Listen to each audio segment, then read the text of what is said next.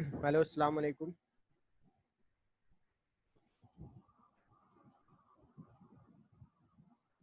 Hello, अस्सलाम वालेकुम। आवाज़ आ रही है आप लोगों को मेरी? जी सर, आवाज आ रही है। अच्छा, हीरा, कुलसूम और मलीहा। Yes sir.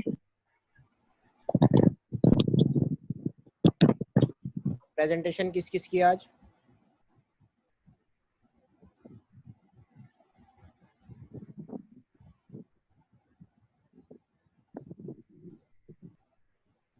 हेलो।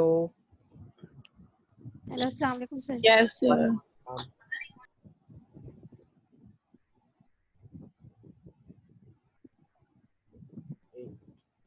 मैं सबको ऐड कर लूँ, 1 मिनट। सही है सर, कर लो।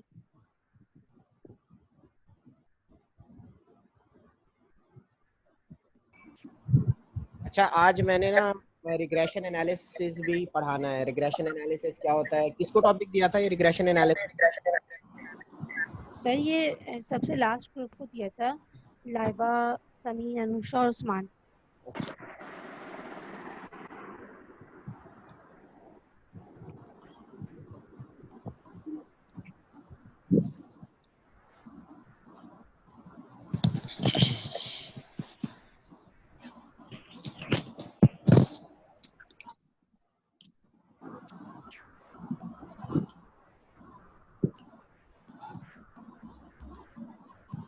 पेपर आप लोगों के मैंने सुना है कि 5 अगस्त को स्टार्ट हो रहे हैं, तो मुझे अ, ईद से पहले ईद से पहले मुझे सब वाइंड अप करना है।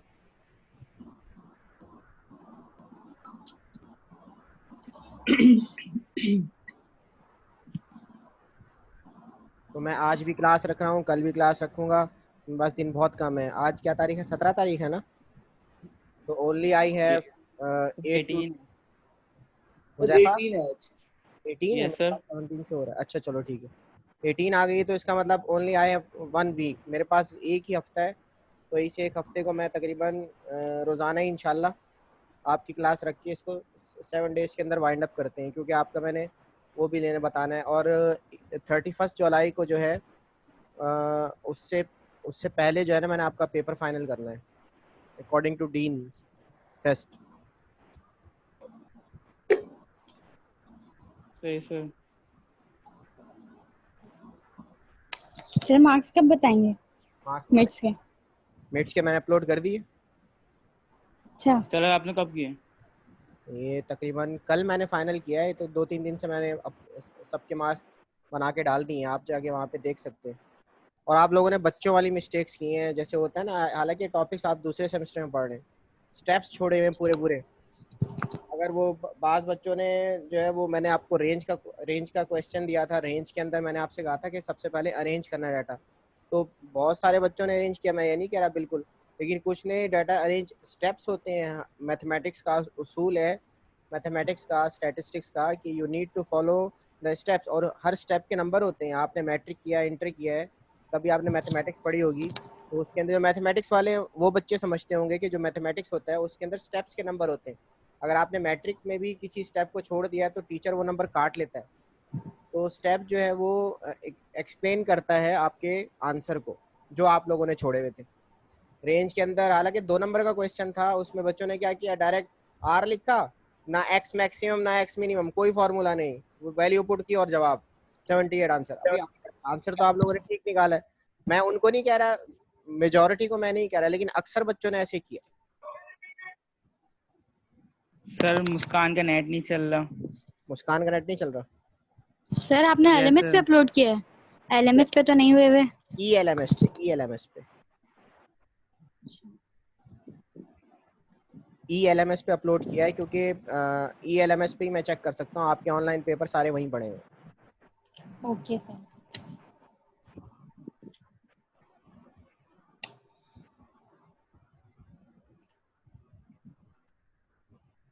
17 पार्टिसिपेंट्स। अच्छा, अब कौन सा ग्रुप प्रेजेंटेशन दे रहा है? ग्रुप ए किसका है? सर हेलो हमारा है।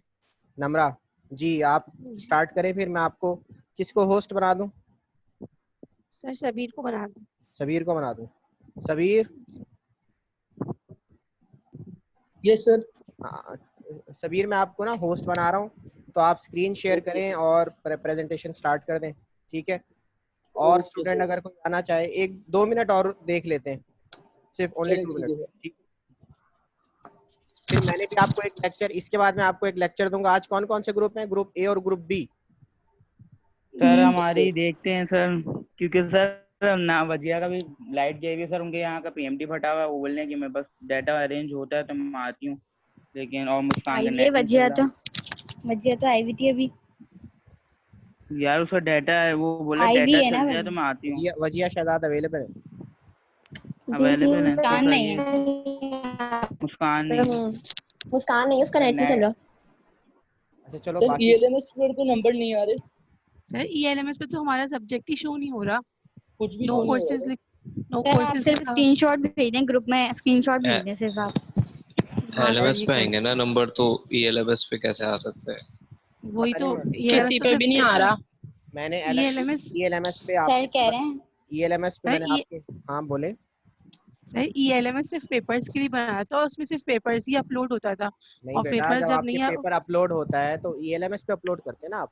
जब आप ELMS हाँ पे अपलोड करते हैं तो उसकी सारी PDF की कॉपीज जो है वो वहाँ जाके स्टोर हो जाती हैं। वहाँ से हम PDF की कॉपी डाउनलोड करते हैं, वहाँ से हम आंसर पढ़ते हैं, फिर उसी के आगे जो है ना हर क्वेश्चन के अंदर वहाँ मार्किंग दी हुई होती है, तो हम वहाँ जाके मार्किंग करते हैं और रीज़न के साथ करते हैं कि इस बच्चे ने क्या गलती की है।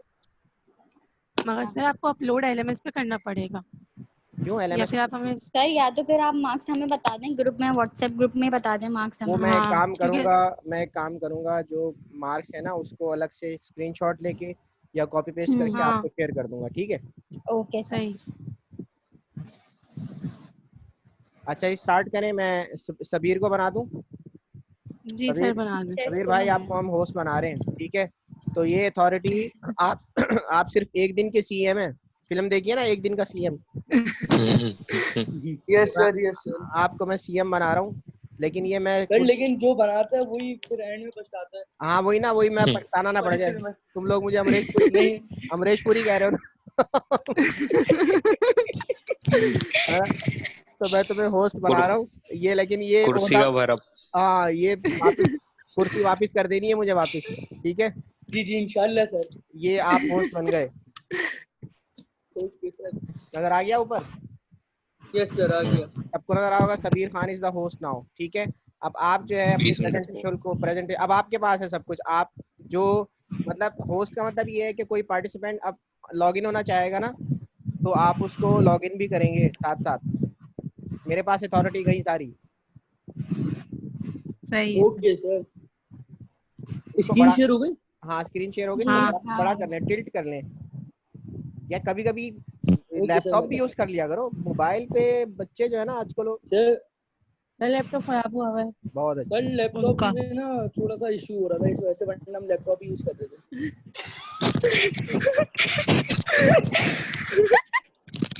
ये मैसेज भी पढ़ लिया मैंने। सर कोई बात नहीं सर। इसको टेढ़ा करो। सर मैं कर देता हूँ। अच्छा इस ग्रुप में कौन कौन है? अहमद हसन है, हाफिज अब्दुल सब्बीर हैं, नम्रा आफ्ताब है, युसरा जाहिद। अच्छा पहले तो मैं पूछूंगा, all the candidates are available online? सब है ना? जी sir. Yes sir. Yes sir. चलें ठीक है, क्योंकि आप ठीक है, क्लियर हो गया जी। बिस्मिल्लाहिर्रहमानिर्रहीम, शुरू करें। In the name of Allah, who is the most beneficial, merciful, and God of all of us. Assalamu alaikum to all of you. My name is Ahmad Hassan. Today I am going to present about the graphical representation of data. Along with my colleagues Hafiz Sabir Ahmed, Namra Aftab, and Yusra Zahid. If you have any questions, so ask us in the end of the session. We will request you turn off your microphone. Thank you for your patience. भाई ये recorded है या इन्हीं की आवाज है? Sir इन्हीं की आवाज है। जबरदस्त यार। ठीक है, स्टार्ट करो। Meaning of graphical representation of data. A picture is said to be more effective than words for describing a pictorial things. A graphical representation is the geometrical image of a set of data. जैसा कि इंसान की जहनियत और फितरत दोनों है कि उसको अल्फाजों से ज़्यादा तस्वीर समझ में आती है, तो अगर हम डाटा को इस फॉर्म में ले आएँ तो उससे ज़्यादा बेहतर क्या हो सकता है। इसलिए हम डाटा को पिक्चर फॉर्म में दिखाते हैं। ज़्यादातर हमारा जो डाटा होता है वो न्यूमेरिकल डाटा होता है जिसको हम प्रेजेंट करते हैं इन द ग्राफिकल फॉर्म। और इसकी एग्जांपल है ग्राफ के थ्रू हम अपने डाटा को शो करते हैं, और ग्राफ के अलावा हम इसको पाई चार्ट्स वगैरह में भी शो करते हैं। पाई चार्ट सच एस ऐसी थिंग्स होती हैं जिसमें हम पिक्चर के थ्रू डाटा को रिप्रेजेंट करते हैं। Importance of graphical representation of data. It is used to data understandable to common man. It helps in easy and quick understanding of data. Data displayed by graphical representation can be memorized for a long time. जब हम data को graphics की form में देखते हैं तो ये हमें बहुत आसानी से और बहुत जल्दी याद हो जाता है, इसलिए हम इसको ज़्यादातर ग्राफिकल फॉर्म में रिप्रेजेंट करते हैं। ग्राफिकल रिप्रेजेंटेशन ऑफ डाटा से हमें फास्ट डिसीजन लेने में भी मदद मिलती है, जैसा कि हम इसके रिजल्ट तक बहुत जल्दी पहुंच सकते हैं कि हमें क्या रिजल्ट हासिल होता है इन डाटा से। इकोनॉमिकली हमें ये बहुत मदद करता है, जैसे कि increase and decrease of income को बेहतर तरीके से दिखाता है। इसके अलावा भी इसके कई फ़ायदे हैं, जैसे कि चीज़ों के एडवांटेज एंड डिसएडवांटेजेस को क्लियरली शो ऑफ करता है। So I further want my colleague to continue with the types of the graphical representation of data. Thank you. Assalamu alaikum. My name is Isra Zahid. So continuing with line graph. So basically line graph एक ऐसा graph होता है जो कि जिसमें हम लोग use करते हैं लाइंस को to connect individual data points, जो कि हमें बताता है कि किस तरह हमारी कोई डेटा की वैल्यू इंक्रीज हो रही है, डिक्रीज हो रही है, चेंज हो रही है by the passage of time. अभी ग्राफ बनता कैसे, बेसिकली इसकी एक मिसाल लेते हैं कि हम लोगों ने एक डेटा लिया जिसमें हम लोगों ने बताया कि मैंने मंथ्स लिए कि मैंने कितने मंथ्स में कितने एप्पल्स खाए, ठीक है। तो इसका ग्राफ हमने एक्स एक्सिस पे ले लिया नंबर ऑफ मंथ्स, यानी कि 1 2 3 4 5 6 तक हम लोगों ने मंथ्स ले लिए, और वाई एक्सिस पे हमने नंबर ऑफ एप्पल्स ले लिए। अब मैं निशान लगाती जाऊंगी कि मैंने पहले मंथ में, जैसे फॉर एग्जांपल मैंने पहले मंथ में 4 एप्पल खाए तो मैंने 4 पे डॉट लगा दिया। इसी तरीके से मैंने सेकंड मंथ में 7 खाए तो मैंने 7 पे लगा दिया, थर्ड पे मैंने 10 खाए तो मैंने 10 पे लगा दिया। अब इन तमाम पॉइंट्स को ज्वाइन करने के, लाइन से ज्वाइन करने के बाद जो ग्राफिकल रिप्रेजेंटेशन होगी, उस ग्राफिकल रिप्रेजेंटेशन को हम कहते हैं लाइन ग्राफ। नेक्स्ट है बार ग्राफ। बार ग्राफ एक ऐसा विजुअल टूल होता है जिसके अंदर हम बेसिकली बार्स को यूज करते हैं to compare data among categories. जितना बड़ा बार होगा उतनी ही ज़्यादा उसकी वैल्यू होगी। 3 तरह के बार ग्राफ होते हैं, जिसमें सिंपल बार ग्राफ, मल्टीपल बार डायग्राम और कंपोनेंट बार डायग्राम। मल्टीपल बार डायग्राम एक ऐसी डायग्राम होती है जिसके अंदर हम लोग मल्टीपल बार्स को यूज़ करते हैं फॉर ईच कैटेगरी, और वो हमें बताता है relationship between different values of data. Component bar diagram एक ऐसी डायग्राम होती है जिसके अंदर हम टोटल मैग्नीट्यूड, जिसमें बार का टोटल मैग्नीट्यूड जो होता है वो कंपोनेंट्स में डिवाइड होता है और तमाम कंपोनेंट्स एक ही सिंगल बार में रिप्रेजेंट किए जाते हैं। पाई चार्ट एक ऐसा ग्राफ होता है जो कि हमें सर्कल में प्रोवाइडेड होता है, और सर्कल के अंदर जो सेक्टर्स होते हैं वो डिवाइड होते हैं, और ईच सेक्टर जो होता है वो हमें प्रोपोर्शन रिप्रेजेंट करता है पूरे सर्कल का। Pie chart basically use to show percentage और प्रोपोर्शनल डेटा, और यूजुअली द परसेंटेज रिप्रेजेंट करती है वो ईच कैटेगरी को रिप्रेजेंट करती है। अच्छा, इसके अंदर बेसिकली होता है ये कि पूरा सर्कल जो हमारे पास होता है वो तकरीबन 100% के बराबर होता है, और जो ईच सेक्टर होते हैं तो वो हमें प्रोपोर्शन बताते हैं इस 100% का। इसमें सेक्टर का फॉर्मूला निकालने का तरीका ये होता है कि जो हमारे पास डेटा में कंपोनेंट वैल्यू होती है उसको हम टोटल वैल्यू से डिवाइड करते हैं और 360 से मल्टीप्लाई कर देते हैं, तो हमारे पास सेक्टर वैल्यू आ जाती है। Now I want Namra Aftab to continue the presentation. Assalamu alaikum. My name is Namra Aftab, and today I am here to tell you about the second type of graphical representation of data, which is group data. So there are 3 types of graph in group data. Number 1 is histogram, number 2 is frequency polygon, and last one is frequency curve. So first of all, histogram. Histogram एक ऐसा graphical representation है data का जो अपने data को display करने के लिए डिफरेंट हाइट्स के बार को यूज़ करता है, और जितनी ही बार की हाइट ज़्यादा होगी उतनी ही फ्रीक्वेंसी ऑफ डाटा वैल्यू जो है उसमें प्रेजेंट होगी। और इसकी अपीयरेंस जो होती है वो बार डायग्राम की तरह ही होती है, मगर जो है ये हमें continuous sample of data show करता है। मतलब इसमें कॉन्टिन्यूटी होती है, बार्स के बीच में कोई गैप नहीं होता है। और हिस्टोग्राम यूजुअली जो है वो कंस्ट्रक्ट होता है ग्लास बाउंड्री और फ्रीक्वेंसी के बीच में। नेक्स्ट है फ्रीक्वेंसी पॉलीगॉन। फ्रीक्वेंसी पॉलीगॉन जो है बेसिकली लाइन ग्राफ को कहते हैं, और हम अपने हिस्टोग्राम से फ्रीक्वेंसी पॉलीगॉन इस तरह जनरेट कर सकते हैं कि जो बार्स की अपर बेसिस होती है उसमें हम मिड पॉइंट्स को आपस में कनेक्ट कर दें एक लाइन की शक्ल में, तो हमारा फ्रीक्वेंसी पॉलीगॉन जनरेट हो जाता है। मगर जो है ज़रूरी नहीं है कि हमें फ्रीक्वेंसी पॉलीगॉन बनाने के लिए हमेशा हिस्टोग्राम पहले बनाना पड़े। हम अपने फ्रीक्वेंसी डिस्ट्रीब्यूशन से डायरेक्ट फ्रीक्वेंसी पॉलीगॉन भी बना सकते हैं, मगर फ्रीक्वेंसी पॉलीगॉन के लिए हमें एक स्केल की और वैल्यू की ज़रूरत होती है। लास्ट है हमारा फ्रीक्वेंसी कर्व। फ्रीक्वेंसी कर्व और फ्रीक्वेंसी पॉलीगॉन सेम ही होता है तकरीबन, मगर जो मेन डिफरेंस होता है फ्रीक्वेंसी पॉलीगॉन में हम स्केल यूज़ करते हैं और फ्रीक्वेंसी कर्व में जो है हम स्मूथली फ्री हैंड बनाते हैं। और फ्रीक्वेंसी कर्व इस तरह से डिस्क्राइब होता है कि हम उसे अपने ग्राफ के झुकाव के यूज़ करते हैं कि हमारे ग्राफ का झुकाव किस तरह है, पॉजिटिव है, नेगेटिव है या फिर जो है by model. Further advantages and disadvantages के लिए मैं सभी को इनवाइट करना चाहूँगी। अस्सलाम वालेकुम, my name is Hafiz Abdul Sabir Khan. Advantages of graphical representation of data. Graphical representation से किसी भी डेटा को समझने में हमें बहुत आसानी हो जाती है। जैसे कि इंसान की नेचर है कि उसको पिक्चर से ज़्यादा समझ आता है बजाय टेक्स्ट के। ग्राफिकल नाश्ता नहीं किया, रिप्रेजेंटेशन से आवाज़ ऊंची। सर माइक पे इशू। ग्राफिकल रिप्रेजेंटेशन से डाटा कलेक्ट करने वाली फील्ड ज़्यादा फायदा उठाती हैं और यूज़र को एक ही नज़र में ग्राफिकल रिप्रेजेंटेशन ऑफ डाटा से फैसला कर सकती हैं कि उनके लिए कितना ऑथेंटिक है या यूजफुल है ये डाटा। और लाइन बाय लाइन रिपोर्ट पढ़ने से के बजाय ग्राफिकल डाटा ज़्यादा जल्दी समझ आ जाता है। Disadvantages of graphical representation. Graphical representation से आमतौर पर इंसानों की कोशिश डबल हो जाती है और डेटा को विजुअल करना बहुत कॉम्प्लेक्स हो जाता है। और कभी कभी सिंपल इंफॉर्मेशन को चार्ट के जरिए समझना कॉम्प्लिकेट हो जाता है। Thank you. ठीक है जी, आपका प्रेजेंटेशन हो गई, प्रेजेंटेशन बनाई थी। अच्छा, house is open for questions. अभी आप लोग जो है ज़रा इस स्लाइड पर आइएगा, एक दो क्वेश्चंस मैंने भी करने हैं। फिलहाल मैं बाकी सबको इनवाइट करता हूं कि अगर किसी ने कोई क्वेश्चन पूछना हो रिगार्डिंग द प्रेजेंटेशन, किसी को कोई कमेंट करना हो, कोई क्वेश्चन हो, कोई क्यूरी हो, तो वो क्वेश्चन कर सकते हैं। मेरे ख्याल में कोई भी नहीं करेगा क्योंकि आप लोग मेरे ख्याल में आपस में मिले हुए हैं ना।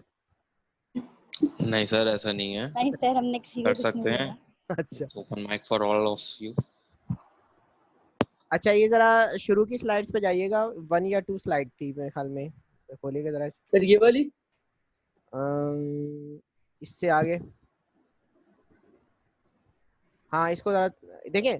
इसके अंदर अब कुछ भी है, देखें आपकी प्रेजेंटेशन जो है वो आपकी आपकी आपकी जो पीपीटी की प्रेजेंटेशन है, कुछ भी है वो आपकी प्रेजेंटेशन है। इसको आपने देखा नहीं, ये क्या लिखा हुआ है शुरू में?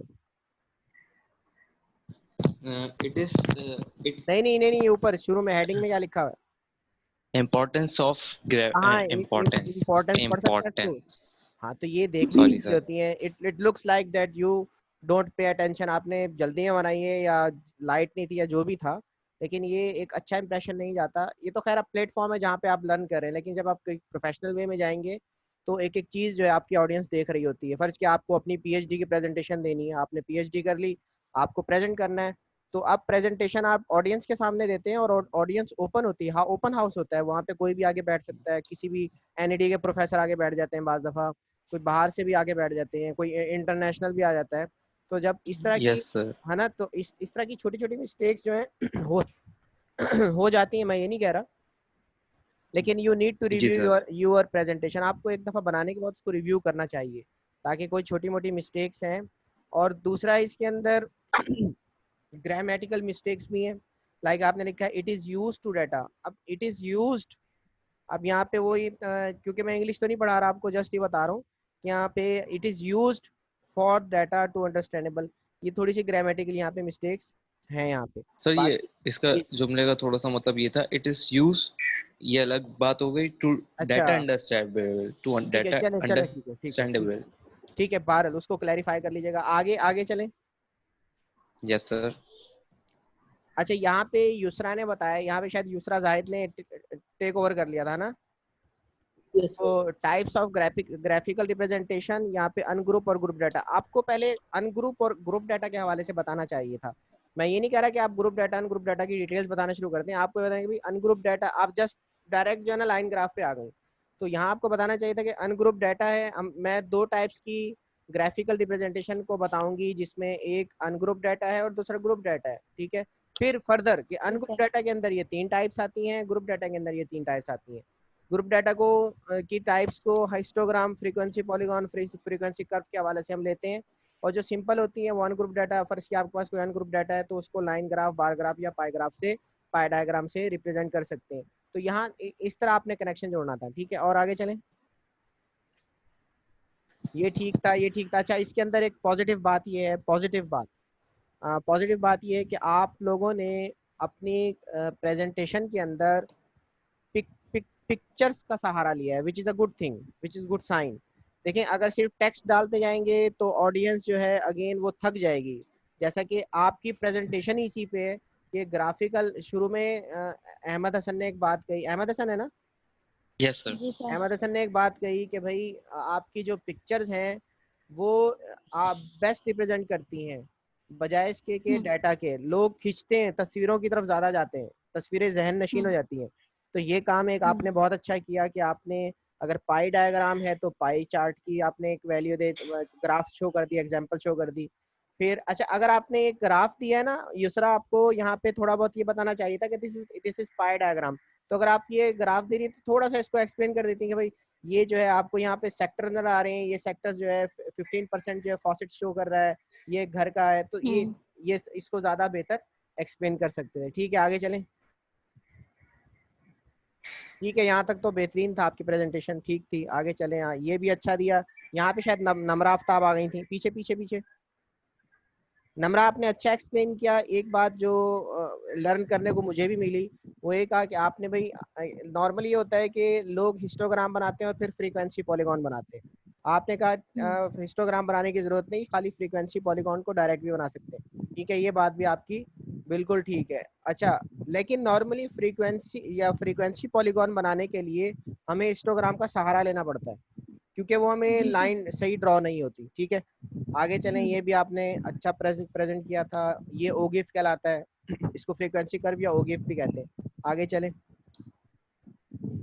ठीक है, बाकी तो मेरे ख्याल में आपकी प्रेजेंटेशन अच्छी थी, सही बनाई आपने, टाइम के अंदर कवर भी हो गई, ठीक है। और कोई क्वेश्चन किसी ने पूछना हो तो वो क्वेश्चन कर सकते हैं इनसे, इस ग्रुप से।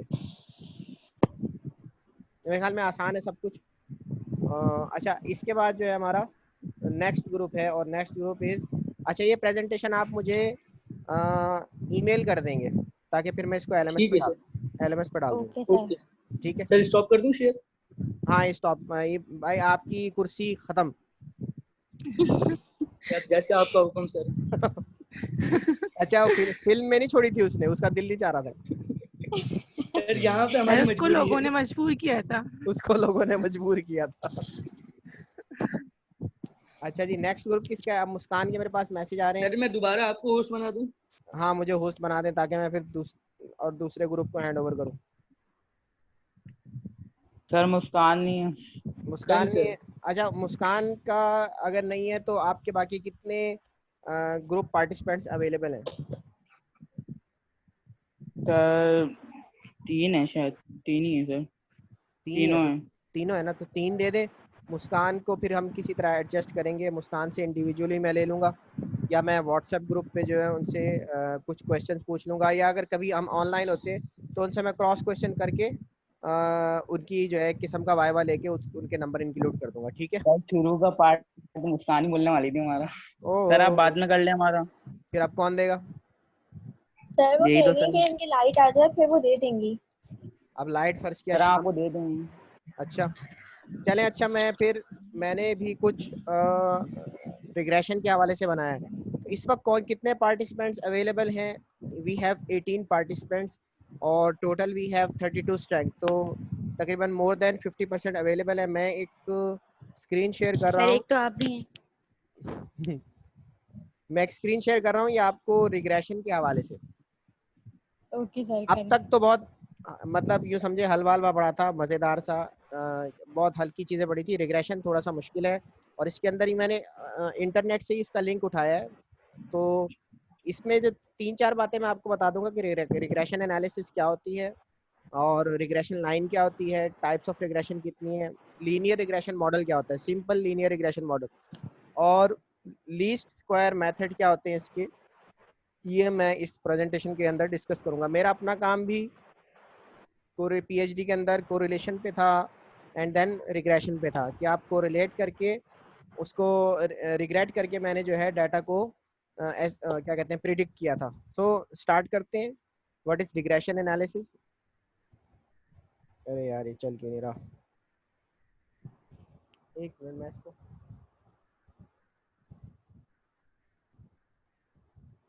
अच्छा रिग्रेशन क्या होता है। Regression analysis a form of a predictive modelling technique. एक मिनट, मेरे पास एक स्टूडेंट आए हैं, ग्रुप में मैसेज कर दीजिए कि मैं लेक्चर ले रहा हूँ, अगर कोई आना चाहे तो वो ज्वाइन कर सकता है। तो रिग्रेशन एनालिसिस क्या है, ये प्रिडिक्टिव मॉडलिंग टेक्निक है। प्रिडिक्टिव मॉडलिंग टेक्निक क्या मतलब कि इसके अंदर हम नॉर्मली प्रिडिक्शन करते हैं।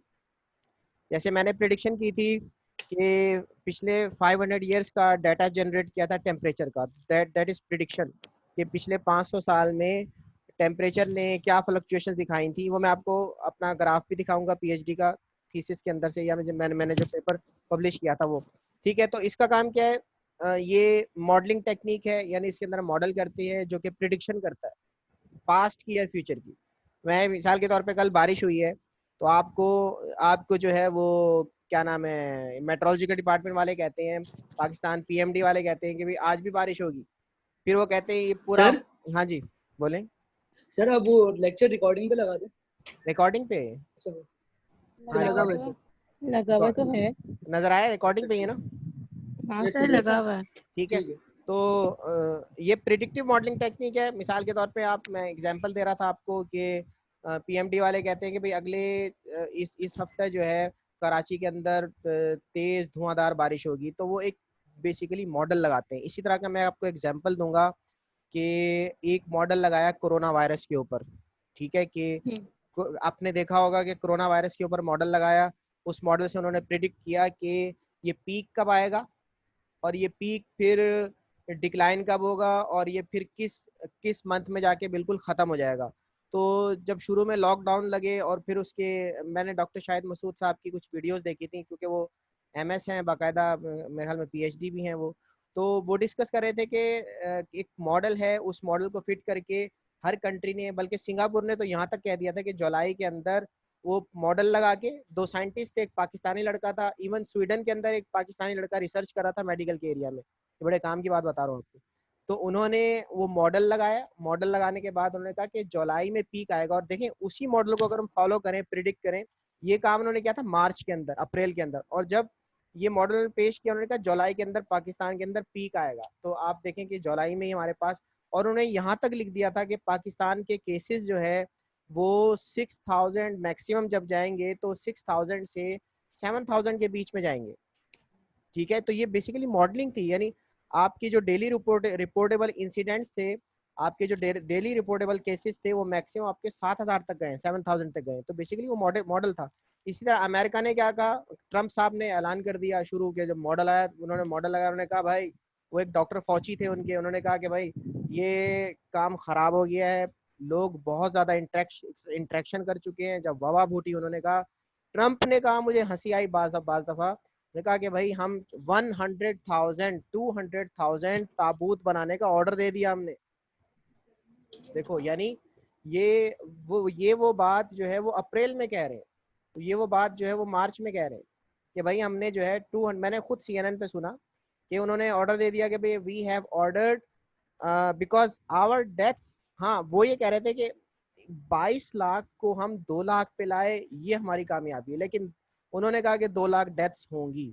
तो ये उनकी मॉडलिंग थी बेसिकली। वो मॉडल, उनके पास कोई चिराग का जिन थोड़ी था हमारे यहाँ तो चिराग के चिन्ह होते हैं ना, कि वो चांद गुजरेगा तो फलाना सितारा गुजरेगा तो वो गिर जाएगा। अरे ये बेतुकी बातें हैं।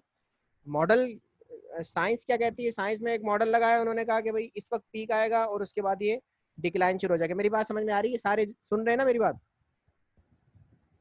ये जी चलेगा सर, छोड़? Yes, sir sir. सुन यस रहे, सर। नहीं नहीं सर नहीं नहीं सुन सुन रहे रहे। सर। अच्छा, तो वो ये basically that is a prediction model. Predictive model ये कहलाती है। ये जो मैंने इतनी बड़ी आपके सामने, फोरकास्टिंग भी कहते हैं इसको, forecasting, time series modelling, finding the casual fact, ये सारी जो एग्जांपल्स मैं आपको दे रहा हूँ, एक बेहतरीन एग्जांपल मैंने आपको बारिश की दी है और इसके अलावा कोरोना की दी है। ये सारे मॉडल्स हैं। अब ये पीक डिक्लाइन हो रहा है, पीक डिक्लाइन की हो रहा है क्योंकि वो model according to the model. अच्छा, इसमें देखें कुछ एक्चुअल वैल्यूज होती हैं, फिर मैं आगे चलता हूँ, इसको मैं आगे चल के बताता हूँ आपको एक्चुअल।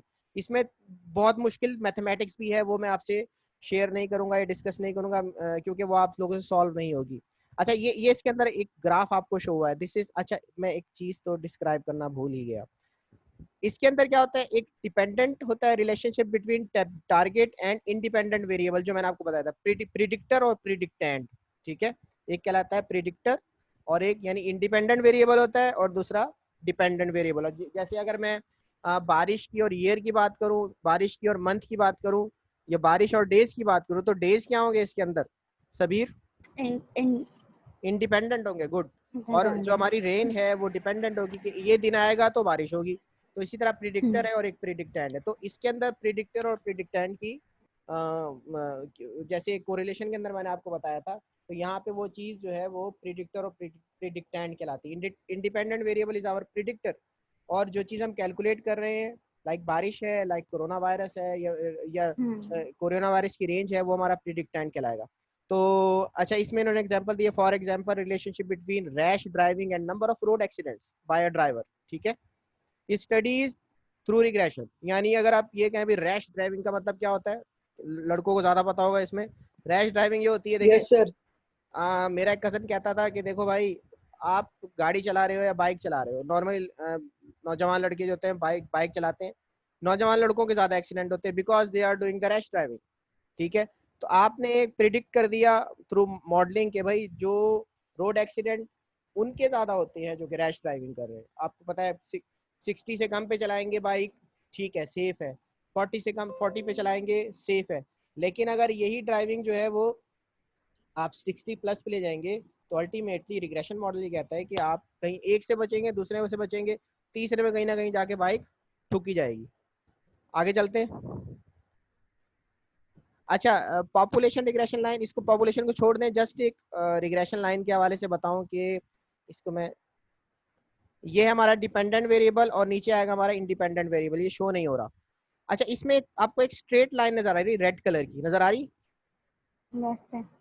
रेड यस कलर की सर। जो बिल्कुल स्ट्रेट लाइन है, ये कहलाता है यस सर। लीनियर रिग्रेशन या रिग्रेशन लाइन कहलाती है। ये रिग्रेशन लाइन कहती है कि भाई आपका इस मंथ में या इस ईयर में ये डाटा है, और आपको जो है ना ये सारी आपकी एस्टिमेटेड वैल्यूज है, और आपको एक जगह लिखा होगा एक्चुअल और एक जगह लिखा है एस्टिमेटेड, नजर आ रहा है? Yes sir. तो यस सर। एस्टिमेटेड वो होता है जो रिग्रेशन की वैल्यू दे रही होती है, और एक्चुअल वो होता है जो आपकी रीडिंग्स आ रही होती है। एग्जाम्पल मैं आपको सिंपल ऐसे दूंगा कि मॉडल लगा दिया, रिग्रेशन मॉडल लगा दिया to calculate the number of corona virus cases in Pakistan. Pakistan में number of corona virus cases कितने आएंगे, इसकी प्रिडिक्शन मॉडल के थ्रू दो लड़कों ने कर दी। उन्होंने कहा कि हाँ भाई पीक जुलाई में आएगा, ठीक है, मॉडल सही कह रहा है। उन्होंने नंबर ऑफ केसेस बताया कि 6000 से 7000 केसेस आएंगे, तो that is your estimated value. ठीक है, और एक्चुअल कितना आया, फर्ज किया एक्चुअल आया 5700। एक्चुअल क्या आया, 5700। तो एस्टिमेटेड जो उन लड़कों ने दिया था मॉडल के through, that is your regression. यानी रिग्रेशन लाइन ये कह रही है कि नंबर ऑफ केसेस जुलाई तक बढ़ेंगे, तो ये बिल्कुल स्ट्रेट लाइन आ गई। ठीक है, और उस पे जो आपकी वैल्यूज जो वो रिग्रेशन लाइन के करीब जो वैल्यूज आ रही थी, that is your estimated value. नहीं, रिग्रेशन लाइन कह रही है कि इस मंथ के अंदर, जुलाई के अंदर 7000 केसेस आएंगे, और एक्चुअल केसेस कितने हैं जब जुलाई आ गया, मतलब इन जुलाई, इस जुलाई के अंदर क्या हुआ, 5700 कैसे केसेस रिपोर्ट हुए एक दिन के अंदर, तो that is your actual value. यानी एक्चुअल अकरिंग ये वैल्यू ये थी, और जो एस्टिमेटेड ये थी, और इसके दरमियान जो गैप होगा वो क्या कहलाएगा हमारा एरर। ठीक है, क्लियर हो गया? सर ये एरर वाला वापसी बताइएगा। देखें, एस्टिमेटेड और एक्चुअल समझ में आ गया? Yes sir. हुजैफा तुमने जाना है तारिक रोड से हलवा पूरी लेने नाश्ते के लिए, ठीक है? तुमने नाश्ते अब तो नाश्ता करने के, चलो दोपहर के लिए हलवा पूरी लेने चले गए। अब तुमने कहा यार मैं, अब्बा ने पूछा कितनी देर में आओगे बेटा? बाबा मैं आ रहा हूँ 1 घंटे के अंदर आ रहा हूँ। तो that is your estimated timing. आप पता थोड़ी है 1 घंटे के अंदर। अब आपने prediction they the, that is your prediction forecasting कि मैं 1 घंटे, आपको पता है मैं जाऊंगा बाइक पे, रास्ते फलाने रास्ते से होता हुआ, बारिश भी है, कहीं पानी खड़ा होगा, तो आपने कहा मैं 1 घंटे के अंदर आ जाऊंगा। तो that is your forecasting. Forecasting जो एक्चुअल होती है, आप अपने दिमाग में मॉडल लगा के आपने कहा मैं 1 घंटे के अंदर। अब वापसी पे आप आए 1 घंटे 15 मिनट के अंदर, ठीक है? कितने पे आए? 1 घंटे सवा घंटा लग गया। 15 आपको नहीं पता था रास्ते में पानी बहुत ज्यादा था, या बाइक पंक्चर हो गई, कुछ भी हुआ, तो आपको 15 मिनट ज्यादा लग गए ज्यादा लग गए। लेकिन वो जो आपकी एक्चुअल जो आपका टाइम लगा वो आपकी एस्टिमेटेड टाइम से ज्यादा दूर नहीं है, यानी 15 मिनट का फर्क है। तो इस एस्टिमेटेड एक्चुअल के दरमियान 15 मिनट का जो गैप है दैट इज योर एरर। सही, डिफरेंस जो डिफरेंस जो आया डिफरेंस आ गया, ठीक है? तो यहाँ तक आपको क्लियर हो गया होगा। मेरे पास सिर्फ यस सर। यहाँ मेरे पास सिर्फ 3 मिनट है। अच्छा, इसमें अब ये है फॉर्मूला इसका। यार ये नीचे क्यों नहीं हो रहा? अच्छा, मेरे पास ये 3 मिनट है, मैं इसको लॉग आउट करके यहाँ से जो है मैं 15 मिनट बाद दोबारा स्टार्ट करता हूँ, ठीक है? ठीक है सर। ठीक है, मैं क्योंकि सिर्फ आई हैव ओनली 3 मिनट्स यहाँ तक। किसी अच्छा और कोशिश करें मुस्कान से रब्ता करें, अगर वो लाइट आ गई है तो फिर दूसरे जो 15 मिनट्स के बाद हमारा सेशन स्टार्ट होगा उसमें हम दूसरे ग्रुप की प्रेजेंटेशन ले लेंगे, सही सर। ठीक है? सर मैं ये बोल रहा हूँ, सर आप सर आप रिजल्ट मार्क्स का भेज दें। स्क्रीनशॉट, सर आप रिजल्ट भेज दें हमारा। रिजल्ट की सर अगर आप स्क्रीन शो सर कर सकते हैं भेज तो दें आप सर। यहीं यार पे थोड़ा स्क्रीन स्क्रीन शो तो करवा पे दें। दिखा दें। देखो मैं रिकॉर्डिंग में नहीं हाँ कर सर, सकता, ये कर, रिकॉर्डिंग में नहीं कर तो सकता। रिकॉर्डिंग नहीं करिएगा सर आप उसकी। रिकॉर्डिंग बंद सर कर दें सर। रिकॉर्डिंग स्टॉप कर दें। चले ठीक है, मैं उसको करता हूँ कुछ ना कुछ। मैं आपको ना ये नंबर लिख के भेज देता हूँ, ये कुछ भी है मैं आपको वो कर दूंगा, ठीक है? चलें ठीक है सर। स्क्रीनशॉट भेज दीजिए। ठीक है सर। अच्छा मैं एंड कर अल्लाह रहा हूँ हाफिज। बिकॉज मैं फिर इंशाल्लाह आफ्टर 15, ये 11:05 हो रहे हैं, तो वो 11:15 का मैं आपको लिंक भेज देता हूँ, तो उस पर सब ऑनलाइन हो जाइएगा। मीनवाइल हुजैफा जो है वो किससे रब्ता करेंगे? मुस्कान से रब्ता करें मुस्कान। और अपनी प्रेजेंटेशन निपटाएं सही आज। सर। ओके, सही सर। अल्लाह अल्लाह हाफिज़। हाफिज। 15 मिनट्स बाद या देख लो, मैं आपको टाइम सेंड कर दूंगा, या 11:30 भी हो सकते हैं, ठीक है? तो ये सही मैं है आपको सर। सेंड कर दूंगा। ओके, अल्लाह हाफिज़। अल्लाह अल्लाह हाफिज़। हाफिज।